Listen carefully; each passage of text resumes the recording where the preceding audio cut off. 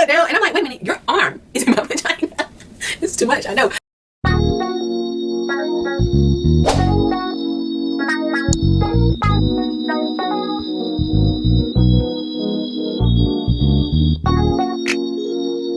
So he puts his hand out and he's like, technically right now you're 6 months pregnant. Like, the way my body was set up, it seemed as if I was pregnant.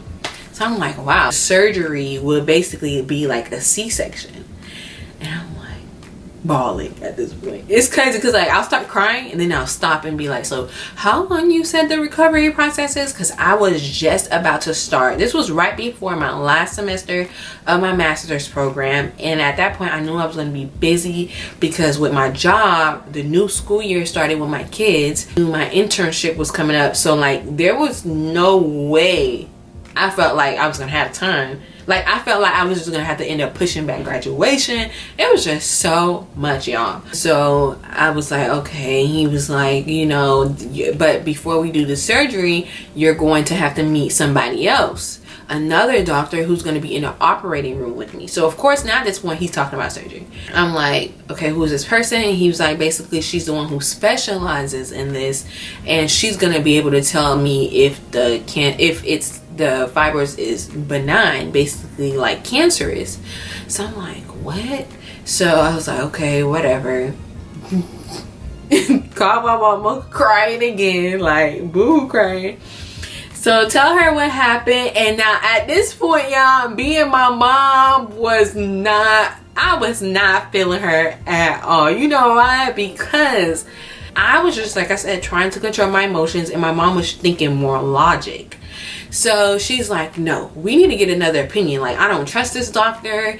And at this point, I'm just like, Mom, I don't know. So we were not, y'all. I was so annoyed. She's like, maybe you can come back home and have my doctor do it to where I don't have to get a hysterectomy. So I'm like, Mom, you don't understand. I've been seeing doctors back to back, y'all. It was ridiculous. Like, looking back now, just die laughing. But of course, as a mother, it's just so amazing. As a mother, she cares about her daughter. And at this point, this is my first time experiencing anything like this, so I don't know. I know they said not to look at stuff online, but now I start looking at stuff online.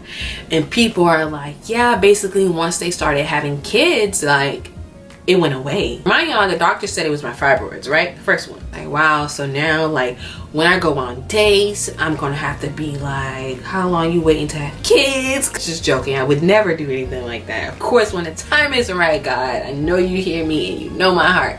So one of my homegirls, she called me and she was like, you need to basically go after God. And that night, y'all, I went into worship and I was just going after God, like, God, no matter what happens, like, I'm gonna honor you, I'm gonna worship you, I'm gonna go after you, because I'm gonna constantly be desperate for more of you. So that's what I did. And then on top of that, I was like, y'all, this was like the hardest pill to swallow. So then I was like, this path that I'm going through right now, if it's not for me to have kids on my own, like, I have to be okay with that. Like, I can cry all day every day at the same, it ain't gonna change nothing. So I was like, you know what, God, like, there's other options. Like, I'm literally like trying to think like, all right, God, like, I'm gonna trust you through this whole thing. When I say it was a hard pill to swallow, it was a hard pill to swallow, if that was the case. Then go to the doctor to meet the last doctor, because he's like, you know, you got to meet her to make sure that it's not cancerous. Go to her, do the exam, and she's like, yeah, we're not doing surgery. So I look at my best friend like, wait, what? So in my head, I knew I wasn't gonna question God, because remind you, I just went after him the night before, so I knew I'm not gonna question him for sure. But I need to know, I need to understand it. That's what you just said. I'm not gonna have to get surgery done. So she's like, what you have is called adenomyosis. So basically, when the lining of the uterus breaks through the muscle wall of the uterus. I don't know if you've heard of endometriosis, which is more common. They're basically like cousins. Like, when I've done my research, everybody was like, you know, they're sisters or cousins to each other. But endometriosis is a tissue that normally lines the uterus. It grows on the outside of the uterus. Meiosis grows through the walls of the uterus. It's like your uterus is enlarged. So I looked up the average size of a uterus, y'all. 7 centimeters. Y'all wanna know the size of my uterus? I went back and looked at my papers. It says 17.8. Remind you, the average size is about 7. It was probably like a size of a, what did she tell me? I think it was like a watermelon. So can you imagine, you know how small I am and tiny I am? Like, so that's why I was going to use the restroom so much, because literally my uterus was just so enlarged. So she's like, what we're gonna do is you're gonna be on these shots. You're gonna take 2 rounds of these shots, and it's called Lupron Depot. For those who don't know, it's kind of like another birth control but higher dosage. And you're gonna take the first one, and then in 3 months come back and take the second one, and it lasts for 3 months. But while I'm on these shots, so I was like, okay, God. So she's like, there is a side effect to these shots, and I'm like, okay, what is it? She's like, menopause. I said, what? She was like, yes, so you're going to go through menopause. The minute you get this shot, you're gonna feel it, the hot flashes. So I'm like, of course I get emotional, because I'm like, God, come on now, what you trying to teach me? Like, what? 24-year-old about to go through menopause. Okay, whatever, like, regardless, God, I'm gonna trust you, I'm gonna honor you. No matter what, I'm gonna keep going after you. I remember going to go get the shot, and the shot was, so where I was, where the hospital was, it was in like a cancer center. And so when I was to go get the shot, I remember being so emotional, because there was people around me who were on, like, you know, getting their treatments because they were cancer patients. So I was just like, wow, I can't believe that I'm sitting here, got the shot, y'all. The minute I got the shot, she was right, I started to get a hot flash. Now my entire body is completely changing. I'm even more sensitive. Everybody know, like, I'm emotional. I remember when I first got the round of shots, maybe like 4 or 5 days out that week, that night, I would wake up bawling in tears, because now I have to get adjusted to this. Like, my body is completely changing. I'm sweating so bad, sweating now, like, not that I haven't taken showers frequently, but I had to take showers even more. Not that I wasn't cleaning my sheets properly, but I had to wash my sheets more. Like, it was so frustrating. And then it was so random. Like, I could be anywhere and I'll just start sweating, literally. I would use a paper fan, like paper, you know, whatever. And then that's when I got smart and was like, you know, I just need a fan.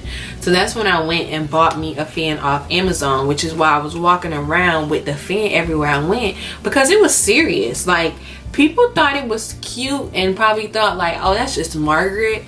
But no, like, I don't want to walk around with a freaking fan. I don't want that attention at all. So I had that fan because I was real deal getting hot flashes. And so, like I said, my entire body started changing. Kind of like, God, what is it that you want me to learn from this? Like, show me, tell me what it is. And so I had a conversation with somebody, and they were like, you know, is this something that could come back? And I was like, I didn't think to ask that question, because I'm a firm believer that God is a miracle worker and he's a healer. So I didn't even think to ask that question. But of course I went and asked that question. So now at this point, I do the 3 months. I do then the second round. Now I do the second round. And after I get done with the second round, still symptoms, still the same symptoms, going through it, y'all. Like, I remember feeling sick, so it's very sick. Like, I don't know, I just felt like I was just like a test dummy. Like, my body was just like, I couldn't control what was going on in my own body. So that was like really annoying to me. Get the second shot done. Now after the second one, I'm supposed to go back and see what we're doing. Well, my doctor ends up leaving. So I don't know where she went, but she ends up leaving. And now I'm like, oh my gosh, like now I have to get familiar with somebody else. Like it was just really annoying. I don't think people understand the effect that can cause on someone who, like, you know, it's even hard to trust people. You know, like the first doctor wanted me to freaking, he wanted to cut me open like this, and I was like, yeah. Don't do that. Like, get different opinions, y'all. Come January of this year, 2020, right before my cruise, I don't know why I set that up like that, but right before my cruise, I had to do another checkup, and then I had to do an MRI. So go and do this another MRI, which had a negative effect on me. I ended up throwing up in halfway through the procedure, like during the process of the MRI. That's just crazy. Now I meet this new doctor, or at least it was the nurse. So she tells me, she asked me like what was, you know, my doctor's goals, and I'm like, I thought the goal was to shrink my uterus so that there will be no reason for me to get surgery, or it will make the surgery easier. I don't really know, and I don't remember. I just knew I didn't want to get surgery. So then we're talking, and she's like, I mean, so there's a difference. So now I'm telling y'all the size of my uterus now at that moment. So then, because you know in the beginning it was 17.8, so then it went down to 13.5. So now I'm like thinking, dang, that is nothing. Like in my mind, I was like, I thought it was supposed to be like something drastic. Of course, one side of me is just like, wow, that's nothing. Like now I feel like I'm gonna get back on these meds again. Like I don't want to. So sure enough, she said, okay, like we would put you on one more round. Of course I'm crying because I'm like, I don't want to be on these medicines anymore. Like it's frustrating me. It's working, so why not do another round? Go do this another round, right? I'm gaining also a side effect to the medicine. So it was gaining weight, hot flashes, night sweats, all this extra stuff, y'all. I looked up how much I weighed when I first got on the pill or the shots. I weigh 125. Right now, I just went to the doctor's a couple of days ago. I weigh 148. So yes, it's definitely been an adjustment. I actually love the weight that I'm gaining. So remember, that was supposed to be my last shot. Like I said a few days ago, I went to go to get a checkup, but we didn't get the chance to do an MRI. So I was kind of like, what's the purpose of going if we're all dealing with this COVID-19, and do another exam? Mind you, I have to get familiar with her because she's a new doctor. So she's like, what is your time frame on wanting to have kids? Wait, first of all, let me backtrack. First, she said, you know, these shots that you're on, you're not supposed to be on it for long term. And I was like, oh yeah, heck no. I plan on walking out of here not being able to take them shots. Like, I don't want to take it anymore. She's like, okay, so when is your time frame of wanting to have kids? So now at this point, I get emotional, which I'm about to get emotional now again. So she's like, when do you want to have kids? Do you have a time frame? And I'm like, no. At that point, I started to feel like, I had pressure. I felt like she was trying to make me make a decision as to like, oh, when I want to have kids. Like I need to have it right away so that I won't have these issues. So that's why I felt how I felt. And like, I mean, I guess that topic is just so sensitive. I mean, it would be to anyone. And so she was like, I mean, you know, we're ruling out the hysterectomy. Yeah, we're ruling that out because I'm a firm believer that God can heal. So I'm not about to sit here and get a hysterectomy. Like, all of this stuff is running through my mind. Like, okay, if we do this surgery, I'm afraid that like, if we do the surgery, then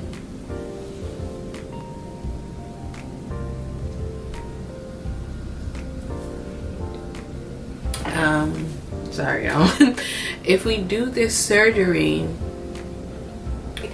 I'm human. Like, I can feel how I feel. Like, yes, I trust God, and yes, a part of me will be scared. I think anybody would be scared or nervous or have anxiety. Like, that's normal. So if there's anybody out there that might be dealing with that, it's normal to feel the way that you feel. All those emotions that you're feeling inside of you, it is normal. But then she goes, well, why don't we do one more round? Remind y'all, the last round was supposed to be the one more round. So now I'm like, no, I don't want to do these shots. Like, you don't understand the toll that is taking on my body. 1 minute I'm hungry, 1 week I'm not, 1 second, like, it's just no. And so she's like, yeah, but you know, if you take these shots, you can do it where you can take it for only 1 month. So now I'm just like, this lady's not really understanding what I'm saying, but whatever. So then she's like, I had on my God is Dope jacket on, and then I had on the shirt that said Fearless. So then she's like, what does your jacket say? So I tell her, and she's like, you know, God has a plan for your life. So she's just like reminding me who God is. And so I was like, yep, you right. You absolutely right. And so like, how about this? You don't have to think about it right now, but just go home and think about it. And then, you know, she's like, you know, in a few weeks your cycle's supposed to come on, and we'll see what your body does, if it stays the same, if it not. So then we'll decide what we do then.